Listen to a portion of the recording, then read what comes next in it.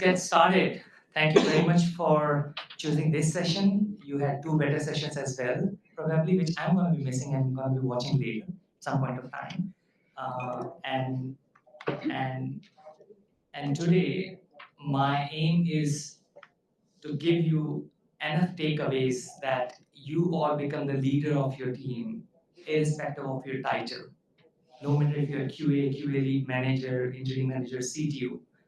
But my goal, as I said, I would give you 10 simple moves to change the perspective. Chances are you might be using some of those tricks and tips already, or you might have not. If you have used them, I will be more than happy that I'm doing the right thing. And if I'm not, then absolutely you will get something out of it. And all the things I'm going to be sharing and speaking are from my personal experience. So least use of AI. This talk is not AI. If you want to go for AI talks, I think two more good talks are happening. Feel free to switch. And my topic of the talk is from tactical to trusted. 10 moves that define modern curator. The modern has nothing to do with age. The modern is to do with the time, changing times. Manual testing, HP, QC, Selenium, Playwright, and with that, the mindset shifting, agile coming into practice, right? Iteration and safe agile. So with those modernization, my journey and my talk is going to be based on that. Cool. Two lines about myself. I'm really passionate about building teams, data-driven, which kind of help me to make data-driven decisions. And I'll show you some of the examples as well. What does that mean? I have around 17 years of experience, if you want to guess my age. And I call myself as a lifelong learner and a blogger. I do blog on my own blog. I have been doing it for a couple of years. Yes, Bill, do you have any question? Let's see if I can mute them.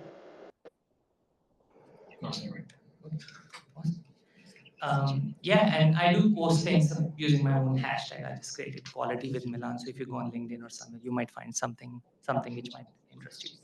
Okay, so 10 moves. I could have gone 1, 2, 3, 4, 5, 6, 10 and done, but I have to speak for next 50 minutes or so. So what I did is I categorized all my moves into 3 phases. And I'll help you to visualize this as well so that if you guys are making notes. And on a high level, I'm going to be covering all 10 moves into these 3 phases. This is my talk. This is what probably you're going to be going away with this talks, outcome. You don't need to memorize it. They are all going to come back again. But just for those who are visual and like it, my 10 moves are going to be covered into phase 1, reframing QA's value in the org. And second one is cultivating influence. I think that's the most interesting for me. And the last one would be, driving strategic impact. When you're not in the room, what happens?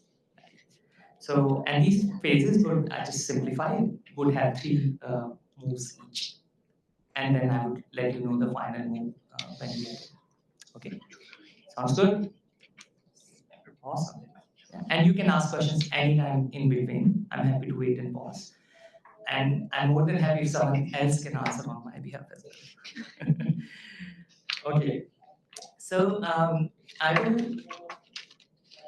tell you move number 1, and it's a very well-known move.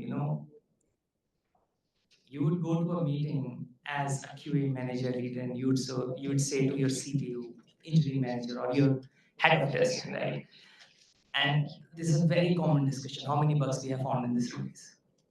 This is very strategic, classic way of measuring quality. It still works. Nothing against it, right? But how to take you from how many bugs to how much confidence you are? Have you ever thought about that correlation? Rather than going in a meeting and saying, oh, today there is no bug, so my team didn't really did anything this release, but we are confident. Doesn't work right. Or you're saying, you know what, we have found like 50 defects, only one critical. So we're like fairly confident today. Maybe next release this will get solved. we'll put a small banner on our website saying, you know what, this feature is currently not working as expected. So, kind of expect a deal, right? So with that, basically, what I'm trying to say is when you're converting your stories from that typical data-based, number of bug-based, to how much confidence, you still can use data to tell the metrics and the stories you have. And I'll share you my story so that it kind of makes sense for you. So how many of you have seen this kind of dashboard? Do you, yeah, you have seen one. Do you realize what it is? How many of you have used Jira? Okay, more than 50. Jira, Azure DevOps. It's like typical test results page if you use Jira for test case, test management. And this was me 6 years back, 20 tickets. My team did a great job, we go for party kind of thing. We save customers $1 million. That still works. But I was working in a big bank based in Canada as a consultant, and we were showing these reports every Tuesday to customers, and they were very happy about it. They can see red, green, 30, 40, 60%. They're very happy about it because banks and financial sectors are compliant. They have to be audited, so you have to keep a record of it, right? And this was happening for more than a year at the point when I actually joined them because they kind of hit the scale issue where QA team is doing great, but they are taking 1 week to deliver. So can less automation, more as you grow, and as Paul said, there are various factors when you have to have manual and automation. You need to understand when you need that. So they actually hired me at that point of time, and I said, okay, that sounds good. I mean, everything is good. Client is happy. Right now, this product we are building from ground is like 10 features, and we tested in 3 days. But 2 years from now, you would have 300 features. That's a projection. How much time would you take to test it? And even if you scale or automate, how would you measure it? You still be doing like 600 test cases executed, good, but then is that it? So I joined the company and I said, this is not the end goal. And they were basically building a mobile app. I said the end goal of the quality is obviously related to customer. And I said, how about the goal is to build and deliver an app with 4.7 plus star rating in the App Store, Play Store. That's measurable. The app was still beta, or I mean alpha, I would say. But then now the QA team had a goal. Usually QA team's goal is to test. We don't have an org goal. And now we were building and delivering a product. I set this big vision. And every single person in the room, QA, non-QA, engineering leader was like shocked because they never thought about the end goal. They were like, build it, build it, build it, deliver it. So this is one simple example where you change the perspective, your own perspective, not their perspective, and see things from the user's angle and see, do we share those test results with app users? No. But how do they tell us what is our score? By rating, like public ratings. But then we were around year and a half to reach to this point where people will download the app and rate the app. So I did ran an internal NPS score kind of a survey. If you guys have heard about, it's basically a simple Google form, 5 questions. As an internal user of this app, what do you feel? And they just answered, nice, good. This feature is not great. So I kept on taking that NPS score or feedback score from business, product, engineering, and head of engineering on a weekly basis because internally we were all using the beta app. And I was seeing the trend, and it was really interesting because after 3 sprints, the graph was just going down. And then I took this 3 months of data and started with that and said, if we are not happy with what we are building, how do we expect customers to enjoying our app? There are thousands and I don't know, millions of apps. So this was one simple example that we can go from how many bugs to how much confidence. Right? Similar to this was move number 1, and I could have given many examples. I just have to cover 10 most successful moves I had. This is more on the bird's eye view of it. So how many of you have heard about shift left practices? Shift right? Have you used both? That's where people get confused. I get confused. Because on an org level, you cannot have both. On a team level, yeah, you can say that this team needs shift left because they're really good. They just need testing, unit testing done so that they're all infra team, blah, blah, blah. On the right hand side, it's the end goal, it's a UAT team. So they have to do some kind of exploratory testing. So you would shift left and right. But then when I was leading these teams and working with the CTOs or CEO level, because of the scale of companies I was working with, including Fortune 500, startup, scale up, I realized that they are super confused. Reason being, all the leaders, and most of the leaders in engineering do not have QA as a background. And understanding quality is super challenging. And then mapping into a data is the challenge on the next level, right? So I took an example on my team's current situation and I said, you know what, I have like 8 QAs in my team. 3 are working with customer support because there are so many production issues. And then few are working with developers to, do pair testing or extreme programming through one of these practices.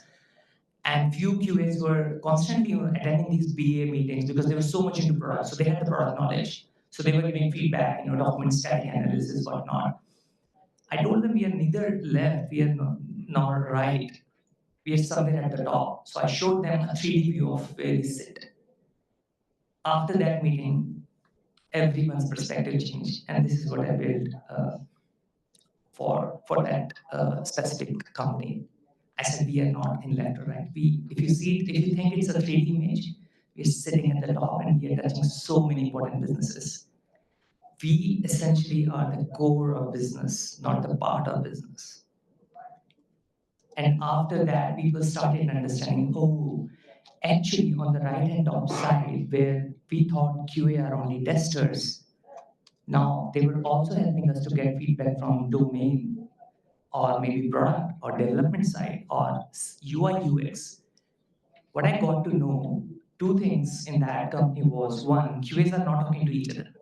So they would have identified it themselves. And that's why I started knowledge sharing sessions weekly so that you guys know each other, what you're doing other than what you're doing in your sprint teams or scrum teams. That was internal kind of eye-opening fact. Second part was obviously my leadership saying, okay, this makes sense. Yes, that's why your team is spread out. That's why you're not focused because your team is doing so much. And with the changes in all these agile, world where you have one tester in a team of 7 people, they were not able to understand, what, we are giving you one standard QA, why you're not able to test fast? So I explained them, this is the structure we are running through. So I kind of visualized for them. And that is the move to your company structure visualization might be different, but I'm sure you can probably, take it as a blueprint and, modify it with a test pyramid or any other design, right?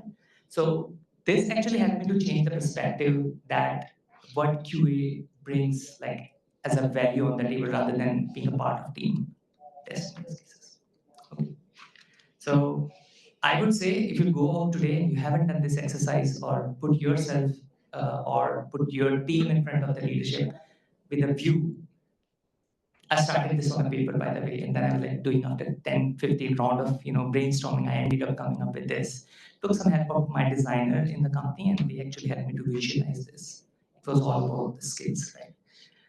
But now I had a vision as well that okay, this is how we will operate. Right? Ooh. So move number 3. As I said, like quality is very hard to explain. Like even if I have to explain it to a kid, I think I would get somewhere stuck, testing and development. We do testing. Testing is a part of, automation. It's a latent play, right? But then it's very, very, very important to have it very clear and simple. Reason being, again, the leaders as of 2025 might not be QAs from the start of their career because they did not have that mindset. I'm not saying all, most of them. It's very hard to understand them because they still carry that classic mindset of test cases, test coverage. If you don't simplify the modern language and explain them, they would ask you repeat questions. Okay, leave it. How many test cases you have done, right? So it's very important to simplify and clarify the message. There are various ways to do it. I'll show you one way I did, how I did it. So I started something simple in the lines of discussions. Our job is not to say no. Don't release this critical bug. It's basically to change that delivery sentencing. You can deliver it, but make sure that feature. Just feature flag it. Don't show it to customer at least for 2 weeks until they release again. Or release it, but there are chances gonna be high defects. Release it. We are a startup. Nobody cares. Right? Release it, but make sure and be ready with your legal team that customer is going to put complaint and you might end up paying. I think rather than saying no, we should say yes, but with the implication. So the messaging, if you change your value, what you say kind of naturally kind of amplifies, right? And you're not seen as a blocker, the gatekeeper, traditional gatekeeper we are, right? Unfortunately, that's a hard thing, but then another unfortunate thing on top of it is we are seen as bad people, right? The one who slows down everything. Yes. The company I worked for, we had a product owner who kept coming to me as the quality manager and asking, well, can I release or can I not? He's the one who is responsible for it, who's accountable for it. So can you speak a little bit on how does that relationship work ideally for you? Like how much influence should you have? And also maybe should you push back and go, look, I can make a recommendation, but I'm not accountable for this. So how's that back and forth in your experience? So I don't know if everyone was able to hear it. So and let me please confirm if I'm understanding it correctly, doctor. So you're in a role where you show this, we are at this situation, this is working, this is not working, and then like give me a decision, right? Or am I the decision maker, or I'm just enabler? This is where we are.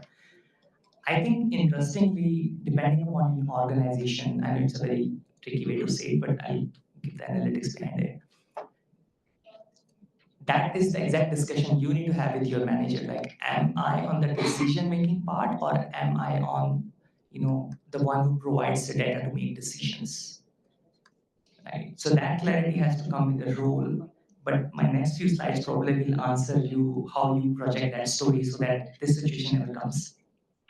Right. And stop me again 3 slides from now if you still have the question. Okay. So yeah. Can I follow up on that real quick? Yeah. I would suggest you take it back to move one, where you're talking about quality or confidence and not, a specific number of tests or bugs or something. So if the person, the project manager or whatever is asking you, are we ready to release? You can say, I have this much confidence. We've tested this. We found this. We could test this if we had more time or resources or something. Yeah. So that's what I said. So in 3 slides from now, which are going to be coming very fast, you would have one view of it. Obviously, it might not answer you point to point, but it would give you that visualization. But what you both guys are really pointing to, and it's a really good question about, should I say yes or no? If I say yes, like what data point should I use? If I say no, like I have to be very confident about it. I'm saying no. I think before yes no comes, the visualization of data is also very important. Right? So in today's world, two famous tools are Jira again. This is a typical Jira dashboard where you can inbuild pie charts, graph, and whatnot, but not you can build out of it. But tell you a small story. It kind of works. So this is my release. By the way, it was taken from the official Jira website as a screenshot from my project. Would tell you a bit of a story about our current state of project. It can be a real-time, weekly, sprint-wise. And similar example, if you are using Azure DevOps, which has more colors, but if you show this to the decision maker, release manager, project manager, they're like, what does this light green and blue color mean? Right? They're like, why you have 3 pie charts? Why don't you have one and just tell me like what to do?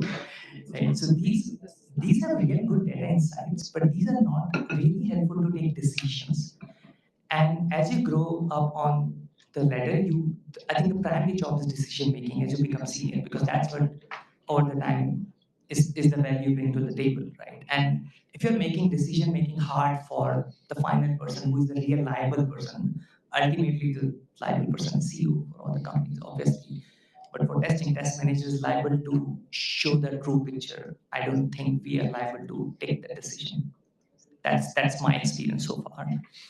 But showing true picture is the part of this move. And what I built for my one of my project was, out of all the Jira dashboard, I just built one single slide. I kept the standard same, no formatting, and I just updated it every time.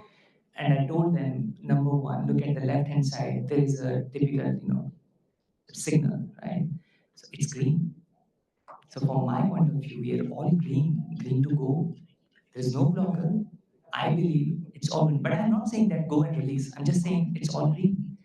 Menu, and by the way, in real life, most of these are red or oranges in my presentation, right? So, and then I put some data points below that. We are orange because of these 3 bullet points.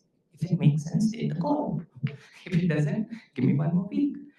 And if it really doesn't, just change the whole development team, right? So these are usually orange and reds. But these can be green for API automation project where API is like very reliable. You get the results in like 3 minutes. Like I think that's what Kim, you built one of the automation framework. I built one with thousands of APIs and endpoints. It was taking 10.5 minutes on GitHub pipelines.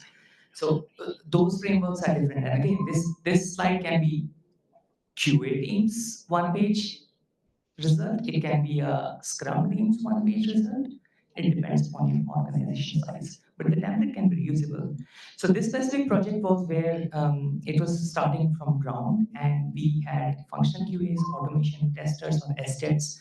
So functional QAs were there in the system from the beginning, so they were writing test cases. So the first block over here, 15.3% is like, okay, functional QAs for what we guesstimated X number of test cases have so far written only 15%.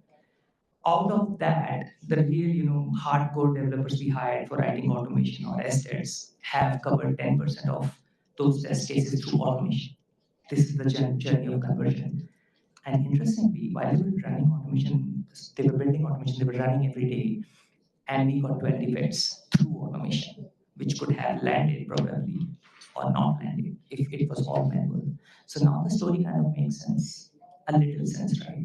So this last 12 defects, 12 is a placeholder, like we don't have so many defects, but this kind of changes the color with my green thing as well. So if my red light or signal light is red, this would become dark red. And it would directly take the attention of the decision maker. Okay, we need to take a meeting with the development manager and QA manager kind of thing, like get everyone into a trash call. And where do I get this 15%, 10%? I'll always screenshot that previous screens from Jira or Azure DevOps. These are the pie charts, and mostly I will hyperlink them. If you want to click and see where this data kind of come from, source of truth, right? And one more example, if somebody is like more data driven, like, okay, tell me the ratio of defects found with the automation done or whatsoever. So these things, definitely the numbers we have still helps.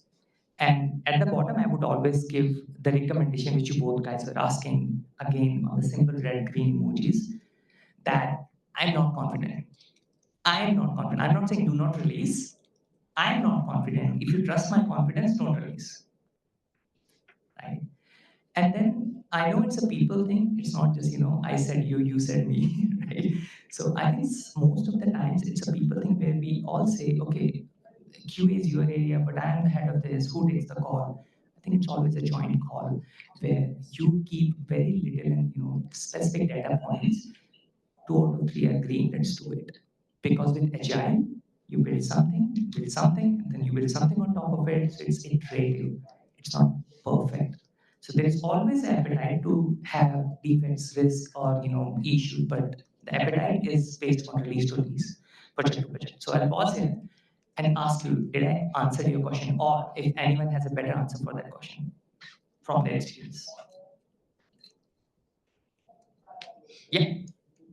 So when you talk about confidence, how do you factor in risk? So if I have a test manager come to me and say, I'm 80% confident that we'll have a high quality release.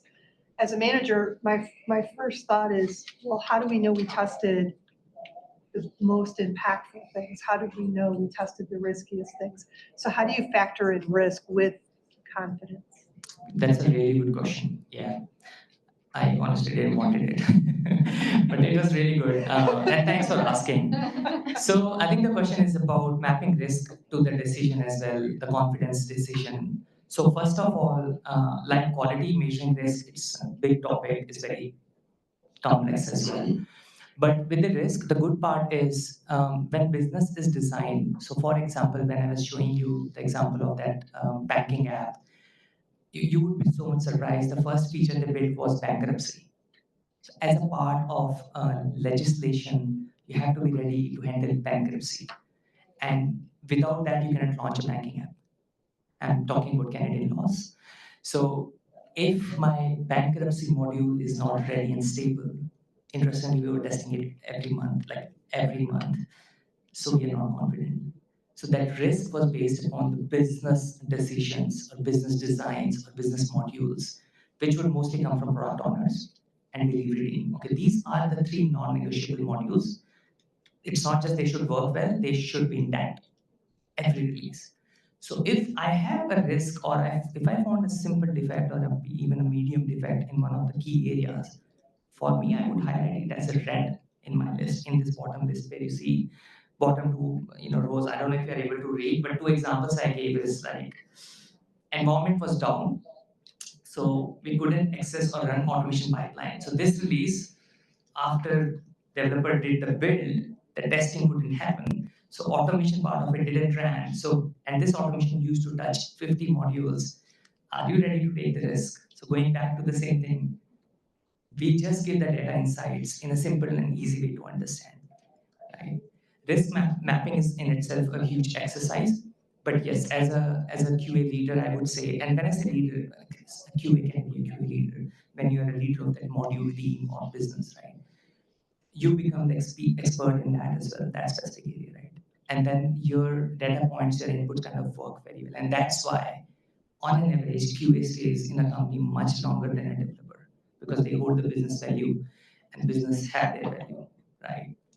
That's the other thing, like companies also want us to upskill, do automation and whatnot, but it's a standard cycle I've seen. Does that kind of give you a rough idea about what you were asking? It does. Yeah. But risk itself is like I would say that needs a separate presentation in itself. But yes, that for risk calculation, risk mitigation, and all these like further topics on top of that, I would be very closely aligned with product team. Yes. I was going to say the same thing that you just said is you could actually just define your tests with the help of product after you have the test that you know you want to run, get their input, divide your tests up. You could actually create your own formula that would show your risk and say, these are our high risk, medium, low. And then based upon an agreed percentage, you could actually calculate your risk and then you just make it about a number instead of, you know what I mean? Yeah. But I think including product with that is, I think that's key. Like you were showing, the quality assurance, overlaying the 4 groups. Product is one of those groups you overlap with. So take advantage of their expertise as well and come to an agreement on what's high risk and then test those first. You know what I mean? So Exactly. I mean, that's a spot on kind of response. Thanks for adding like on that. Yes. So in that 3D diagram where we were at the center, it's not just we help them; they also help us when the time comes. So it's a very tight relationship over there. And risk meetings, QA. So decision making architecture where people, I'm just advising, I'm listening, I'm taking decision or informed. QAs are informed attendees in a page or a meeting in risk-based meetings, right? Always. Because sometimes they would remember something which maybe product team forgot or the product manager left, new product manager joined. Right? So yeah, thank you very much for asking and adding on that. There's a Yep. time check. 20 minutes total. Yeah, totally all good. Liz, I think we have a question. We have 2 questions. Yeah, please, you can please go first. So I see our group at QA in general as informants, right? Like you said before, I really liked what you said where you're like, it's not a no thing. I'm here to inform you of the risk that you are taking on with making this decision. And I may be a part of it, however small or large it is. My problem is, and I work for the bank here, is that there are a lot of different departments and we work in a fragile environment. And so fragile fall, whatever you want to call it. The question I have for you is, how have you dealt with getting conflicting priority ones from the numerous business units? Conflicting priorities, let me clarify. Is it like we have one QA and you have to test two features, or? No, we have like a QA and we have to test 300 features. Yeah, that happens. Yeah, that's true. Yeah. And there's 20 to 40 different departments and they all have their own priority ones. And getting them to understand that no matter how many priority ones that they want, Yeah. I have one and you get one across all of you.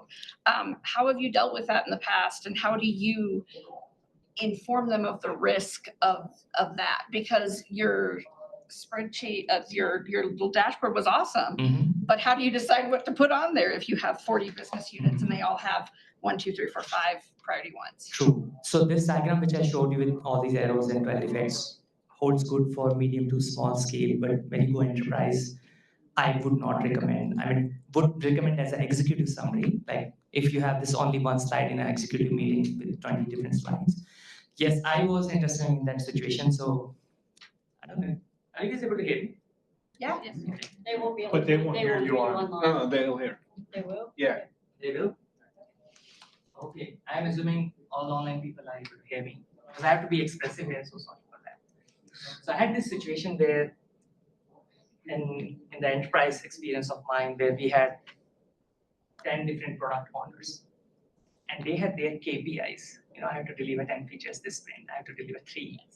It's not about priority or risk, it was like they're deliverable because at the end of the year they were promoted based upon how many features they kind of delivered. But then they came back to this QA team, which was like again small in size, and I like, can you do it for me? Can you do it for me? And then there was a water class kind of thing between them, and I was frustrated. Like, how do I explain them? I cannot do all this at a time. I can just do one at a time, or give me like 100 more QAs, right? We'll do everything 10 times a day. That obviously would not happen. So Yes. the core problem in those situations is not this way, it's this way, the product team. Yes. So I started a weekly meeting with them. I hosted the meeting, I never spoke in that, and just asked them with a slide, give me your priority number 1, I can only have 3. And they used to discuss and get back to me, oh, okay, my feature is fine, I can wait next week. You go first.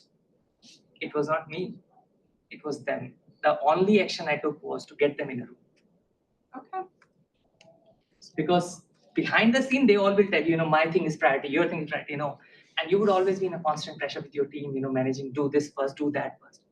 Let's get them in a room and ask them, guys, I have 8 people, and you are giving me 20 different things. I don't know if you talk to each other, but today you talk to each other. You tell me in this meeting, what are the 8 things you will do? And I would say, give me only 6 because we'll find a lot of defects. So I want to reserve that to X capacity of, testers or hours or whatever is it. That helped me. And then, what? They eventually realized, we should be talking to each other. And they stopped coming to that meeting and they started giving me always those 8 list of things every sprint. And then I was like, no, I have 2 QAs on sick leave or planned leave, so I can only deliver 5. So there was an ongoing negotiation and in a positive terms. Because if I don't do this, I'm putting a false promise of, I'll get it done. That's good. For you as a leader, you become the hero of the team. But then you're putting your team under super pressure. They will leave, they will hate you, they will definitely not love to work with you again. So if you have to build that culture, which will also come in one of my moves, cultivating the whole culture stuff, would probably cover there as well. So we have less time. Don't stop your questions. I share the slides, but I'm loving it. So please ask your questions. Okay. So cultivating the communication style with confidence is making sure adjusting, as I was explaining, message to product team, CEO, CTO, testing, head of testing, development manager, and all. Right? So my team, I had a team of 7 Scrum teams, like 7 Scrum teams. I had 1 QA in each team, 1 or 2 QAs, and they all were doing different things. So it was a hardware, software-based fintech industry. So we were actually building the tap and pay machines. hardware and the software and tools and whatnot. Interesting thing was every team was so busy. My team was not even talking to each other so regularly. Even QA catch-ups, we just kind of talk about good things, some fun things, few status updates, but we were not able to share knowledge. And when I saw this problem statement, I realized if we are not talking to each other, are those teams talking to each other? Do company know what these teams are doing together? Maybe the program manager knows it, but does everyone know what they're doing? Answer turned out to be no. Nobody knows what everyone is doing. Everyone was super focused in their area of expertise and delivery, right? And it was right after pandemic. We wanted people to come to office 1 day a week because it was hardware-based testing and it was not forcing to come back. You decide which day you want to come. Just make sure you come as a team and do the testing. And I organized a QA showcase for the whole company. So I sat and kind of reserved this size of the room and I kind of put 7, 8 tables. And I said, you as a QA in this table would only demo what you do day in and day out to whoever comes in this room. Then what happens after this? So we actually built the whole user journey live. You tap your credit card on a payment terminal, that's the term they use. And is it a Visa, MasterCard? Based upon that, it will go to audit tables, encryption, blah, blah, blah, reporting. Interestingly, customer support team, like head of customer support team came, we enjoyed it so much, he sent his whole team, go and have a walkthrough. This is how you support your customers. I thought that showcase would help engineers. And then during the day when there were less people coming to the room, my team started to talk to each other and ask questions specific to this. At the end of the day, we learned so much that we would have taken weeks to understand each other's kind of area of expertise and what they do. And what I did as a leader, I just put a placeholder for my team to showcase their work. I was not doing any talking that day. And that specific showcase, like my team's value was like from here to just met there. Not only in front of engineering team, but supporting customer success team. So you all can be creative in your own ways because everyone is doing a different kind of product building business, right? So you can do showcases, demos, or you can reserve a spot for your QA demo in engineering town hall. Right? So that is a way or a move to show or communicate what your team is doing. And this photo is basically from that next year. They used a photo from that showcase from that day. This is my team. In our annual report. Actually, you use that photo, to put it, and I have put a link at the bottom. It's publicly available. Yeah. Move number 5. We are halfway. How much? We have 10 minutes. 10 minutes left. I try to go fast because now next 3 are going to be very well known. And let me come to the example. QA versus dev. I would say start saying QA versus delivery to the system too, like how you connect your QA to the whole system, not just developers. Right? And as I gave you example, we just work together. So very quick story. So I was not leading team. I was a senior SDET in a company called Qantas Airways. If you have heard, it's a national kind of informally national airline of Australia. I was working for their wellness app called this Wellbeing app. Interestingly, this app actually gives you airline points for sleeping on time. So they were health conscious and all that. So we built those fancy features which were very hard to track from the app and reward you of you slept 8 hours. You committed to 8 hours. You had your phone down for 8 hours. Here you go. You get the points, airline points, which you can redeem for flying. So you're testing this while sleeping? That is more business thing. We did a lot of testing because iOS, Android have different way of tracking non-phone, non-screen usage. So give an example. One of the OS says if your light is on, we consider you're not sleeping. The other says if you move, we consider you. So we had to put different logic and we automated this by the way, which is very interesting. The story is, I was writing automation code for this app. And I was having super terrible issues because of the dynamic content, and there was no data ID, no this ID, and I was frustrated by finding that unique ID so that I can automate it. Very common scenario. I think today also it would be very common in many companies. And I somehow talked to my manager, QA manager, and I said, we have this quarterly town hall. I just want to take 5 minutes and want to play a video and then talk about it. So I played a video which is available on YouTube. I can share it with you. A blind person using iPhone and taking photos. Have you thought about a blind person using iPhone and taking photos? Even I didn't until I searched it. I just played that video for my demo, first 3 minutes. And that basically was an intro of that blind person using the phone and how, because of accessibility, they're able to use it for banking. Everyone will have bank accounts, right? I mean, it doesn't matter if you're having accessibility issue or not. I hope nobody's keeping a lot of cash, but everyone has a banking account. So accessibility for iPhone was really helpful for them. And that blind person actually gave an interview. This is what, this I did, this means this, and that's why I'm taking photos. I know this photo is this. And Siri was kind of reading it for them. And I just paused. And everyone is like, so what it is? I said, our well-being app is 10% accessible as of today. There are no accessibility IDs. I have scanned the Xcode, Swift code in the Xcode and Kotlin code for my Java kind of developers. And everyone was for a pause for a few minutes. But I said, if you bring this accessibility from 10% to at least 80, which is very easy, we might have more users such as this. Plus, we give back to society. Plus, we'll make it a business use case and you just go everywhere, do marketing. Not bad. I mean, you did something for some specific set of users, as well as you made business out of it, which is not a bad idea, right? And I came out of that, 5 minutes presentation, and I saw a few people were like, they became very emotional, and one of them was head of the whole engineering platform. Immediately, he took me to a meeting room, and he just said, "You opened my eyes." I was like, okay, this was not the plan. You opened my eyes. And next day, we had an organization level initiative where mobile apps front end, we all started talking about accessibility. It was just like product owner asking, is it accessible? Like, have you added accessibility? And then it went so deep that when the UI UX designers were designing the app screens, they started adding the comment in Figma, like make sure developer you add accessibility ID when you are designing this. Benefit, my automation was standard, like it was solid. So my automation problem automatically got solved, which I didn't ask directly. So there are various ways by putting the real life example and getting things done for the favor of businesses.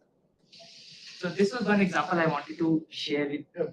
5 minutes. I don't know if we have time for any more questions. I mean, you guys can interrupt me. Or if you're enjoying stories, I can continue. A few more left. Okay, just please show me the card and I'll pause. Cool.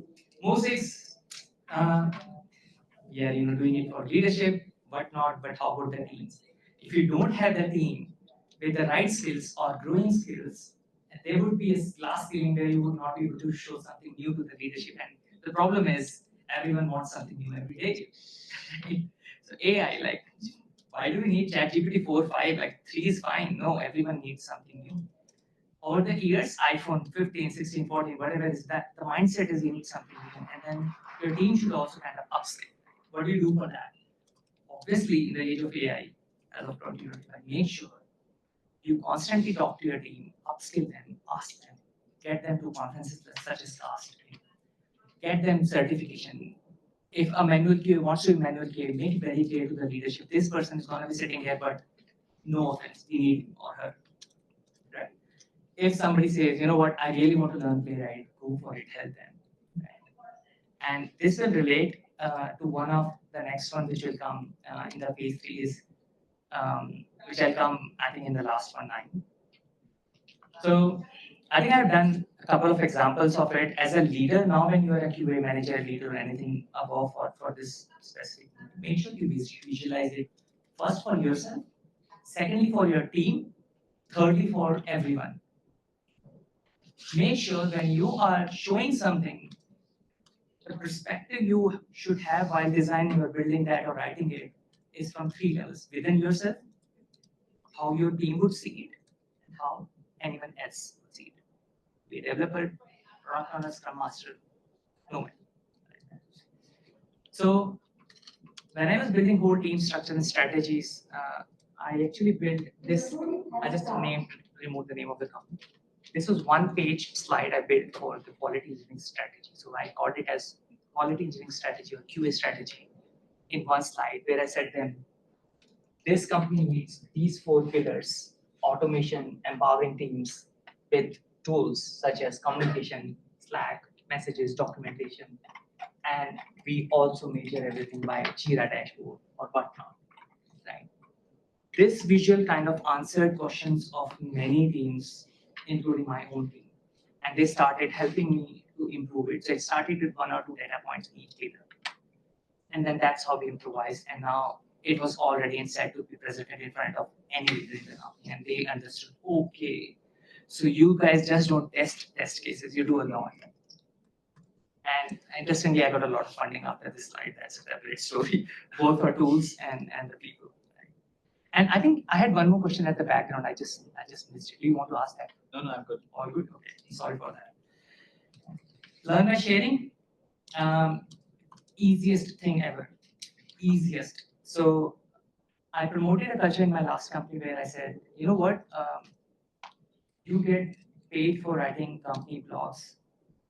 Like they were paying like $50 or so. Just write what you love in our company's, blog and blog area. And I started promoting that culture, and my team was doing really good, and they were actually solving some key problems which no one in the industry kind of would have commonly understood or solved.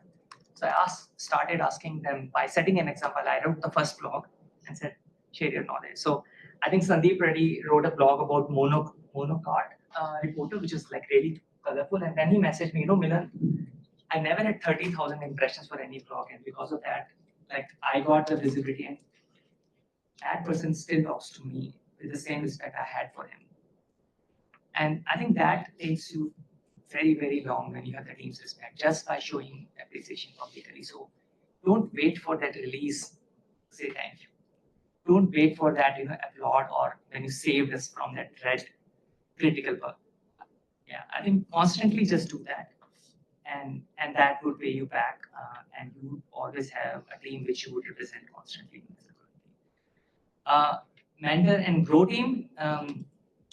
In one specific scenario, I had basically I had no budget, but I had to write automation, and I was like, "Can you do it?" And my existing team was like, "No way! We have so much manual test cases to execute. We have no time to learn how to do anything." I negotiated to get 2 grads from Sydney University, and those grads had no background in testing, but they were so passionate about writing code. I got them. I said, you know what, there is a tool which is recently launched called Playwright, and I heard in your interactions you love TypeScript, so can you automate this? So they not only automated it, they basically ran everything on Docker, and every single developer loved them. And our initial discussions were not about projects. So my first meeting with them after we hired them as a grad and interns they actually took me to the Sydney University campus to play basketball. And with their permission, I took the photo, over here to show you coaching and Christian. And they were so lightweight and focused. They just built things like this. And I named that team as Flash. So we had a team name. The whole company knew these guys are doing like awesome. And we were just delivering. We were just delivering like this. And I think one of them is now at TikTok as a SRE, and the other one also has a really good position because they were really eager to learn. And they did not have that traditional mindset of testing and all that. They just started from here. And we were like starting from here. So sometimes being under resourced, also you can do things differently, like I did with Jing and Christian. And the final move is trust. Nothing would work without trust. You cannot fake numbers. Don't fake it until you make it in quality. Don't fake it. You will be caught. You'll be badly caught. You would probably lose your job at some point of time. You might be able to fake it for till certain extent. Don't fake it. Accept it. So there were many. I'm only talking about good. There were many instances where things did wrong. Things went wrong. Team did wrong. I went forward and took the accountability of that. But I took lessons as well. And we made sure it's not repeated. Just make sure you do that with the team, because without team, or even if you're a single person team, take the accountability. think that's what people want, and then they are happy to heavily invest in whatever you want. So that's the final 10th move, and key takeaways are definitely building a strategy with what you have, not what you wish you would have. Make leadership inspiring changes and prioritize team without burning them out. And the last one is all of this will get you easy buy-in for why you want to invest in quality, and there will be no layoffs. So interestingly, I have never laid off any QA in my team, 0% attrition, and I'm very proud of it as well. Yeah, if you want to connect with me, here's a QR code. It will open up this kind of Linktree page. I also build Fitbit app on my part-time basis. I have one on my watch. They're all free. I have a Visual Studio Code plugin. I just built it out of I write my own blogs and whatnot. Just connect with me. Yeah, I mean, if you are not able to ask questions because of short time, I'm happy to stay and Officially, I think it's a half-hour refreshment break session. I'll not take that. Half hour break. I need that. Thank you very much for joining me today.